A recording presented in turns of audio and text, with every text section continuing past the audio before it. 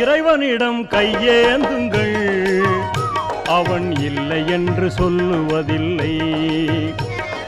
பொறுமையுடன் கேட்டு பாருங்கள், அவன் பொக்கிஷத்தை மூடுவதில்லை. இறைவனிடம் கையேந்துங்கள், அவன் இல்லை என்று சொல்லுவதில்லை.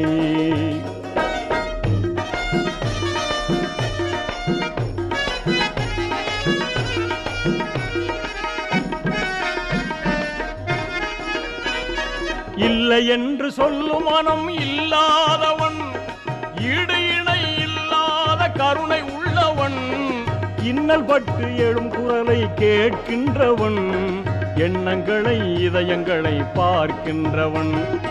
இறைவனிடம் கையேந்துங்கள், அவன் இல்லை என்று சொல்லுவதில்லை.